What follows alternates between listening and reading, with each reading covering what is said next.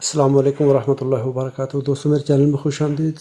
आज के सेशन में हम देखेंगे कि अगर हमारे पास ये वेलर WR3M हो और उसके साथ लगा हुआ DSX80 डीसोल्डरिंग टूल काम ना कर रहा हो, सक्शन ना कर रहा हो, तो किस तरीके से हम इसको आइडेंटिफाई करेंगे, कैसे फ़ॉल्ट पकड़ेंगे, कहाँ पे फ़ॉल्ट है।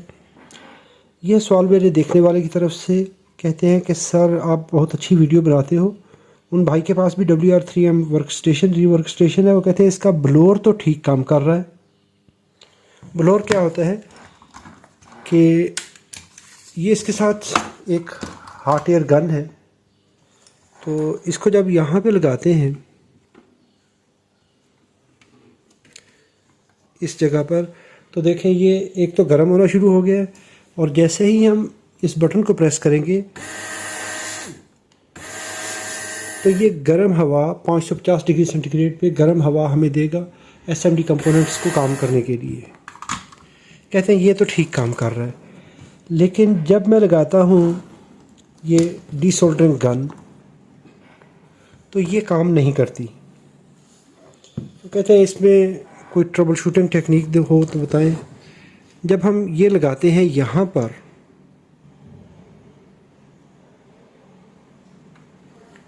और ये इस जगह पे लगेगी, एक तो ये इस बिट को गर्म करेगी नोज़ल को, और प्लस जब बटन प्रेस करेंगे तो ये हवा सक करेगी। तो अभी इसमें जो दिक्कत आ रही है वो कहते हैं कि जब मैं बटन प्रेस करता हूँ तो इसकी ना तो LED ऑन होती है। अभी ये देखें, मैं इसकी नोज़ल बंद करूँगा, वो कहते हैं फ़िल्टर मैंने चेंज किए हैं तो कोई काम नहीं हो रहा। तो जैसे ही मैं इसकी नोज़ल बंद करूँगा तो ये रेड LED देगा। जैसे नोज़ल फ्री होगी, यानी कि कोई ऑब्स्ट्रक्शन नहीं होगी, रुकावट नहीं होगी, तो ये ग्रीन LED देगा। अभी ये तो काम ख़त्म हो गया। यानी ये बटन प्रेस करने से इसको चलना चाहिए। इसी को अभी अगर मैं यहाँ पे काम कर रही थी, इस जगह पे लगाता हूँ तो ये देखिए अभी इस जगह पे ये गर्म होना शुरू हो गई। अभी मैंने हॉट एयर गन निकाल दी है, लेकिन नोज़ल हमारी जो सक्शन वाली है वो यही रहेगी। अब ये काम कर रही है, इसको काम करना चाहिए। अच्छा, अभी अगर इस जगह पे तो ये काम नहीं कर रही थी, फॉर एग्ज़ाम्पल आपने यहाँ पे लगाई है, काम नहीं कर रही, इसको आप यहाँ पे लगा लें, चैनल 1 पे लगा लें, तो इसको काम करना चाहिए। अगर यहाँ पे नहीं कर रही है और यहाँ पे कर रही है तो आपको इसका जो मेन बोर्ड है, PCB है, उसको ट्रबल शूट करना पड़ेगा कि उसके अंदर कहाँ पे दिक्कत है। वहाँ पे इसके मुख्तलिफ़ किस्म के सेंसर जो कि इसके हीटर को सेंस करते हैं, जो कि इसके टेम्परेचर को सेंस करते हैं, कहीं उनमें कोई दिक्कत है। अगर यहाँ पे नहीं काम कर रही थी, यहाँ पे काम कर रही है, तो प्रॉब्लम इस चैनल में है। अच्छा, अगर ये यहाँ पे भी काम नहीं कर रही और यहाँ पे भी काम नहीं कर रही, तो फिर हमारा प्रॉब्लम इसके अंदर है, इस ग्रिप के अंदर है। तो इसको हम कैसे डिटेक्ट करेंगे? इसके लिए हमें इसकी कुछ रेजिस्टेंस चेक करनी पड़ती हैं अगर कहीं दिक्कत आ जाए। मल्टीमीटर को रेजिस्टेंस पे कर लीजिए और इसके गाइड को ये नीचे वाली साइड पे रखें। ये जो इंडेक्स है इसको नीचे वाली साइड पे रखें, इस पिन पर और इस पिन पर। ये दो पिनें जो है, 1 और 2, ये गाइड के बिल्कुल राइट साइड वाली 2 पिनें। इन 2 पिनों पे हम रेजिस्टेंस चेक कर लेंगे। ये तकरीबन 6 ओम के करीब रेजिस्टेंस आनी चाहिए।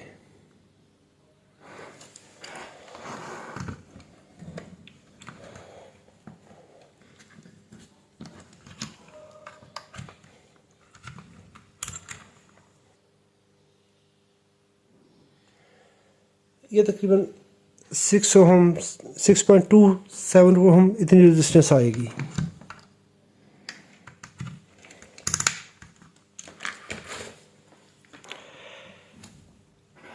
अभी इस पॉइंट पे इस पिन को तो लगा रहने दें।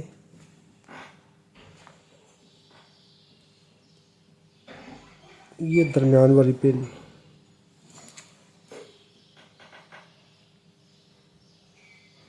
इस तरह से इसको हम लगाएंगे यहाँ पर, तो इसकी रेजिस्टेंस आएगी 44 किलो ओम। अभी इस बटन को प्रेस करें तो ये 0 ओम हो जाएगी। छोड़े 44 किलो ओम, प्रेस करेंगे 0.6, 0, 44। अगर ये रेजिस्टेंस चेंज ना हो तो उस वक्त हमें ये स्क्रू खोलने हैं, 4 स्क्रू, 1 2 3 4, और इस ग्रिप को ऐसे बाहर की तरफ निकाल लें। ये ग्रिप ऐसे बाहर आ जाएगी। इस जगह पे ये माइक्रो स्विच है। ये आम इलेक्ट्रॉनिक की दुकानों पे मिल जाता है स्पेयर पार्ट्स पे। इसको डिसोल्डर करें इस पॉइंट से और स्विच रिप्लेस कर दें। ये माइक्रो स्विच का अगर फॉल्ट आता है, अगर ये 0 नहीं होता, यहाँ पर ये रेजिस्टेंस है 44 किलो की, ये रेजिस्टेंस है और ये स्विच है, दोनों पैरेलल में है, तो उस वक्त आप इसको रिप्लेस कर सकते हैं।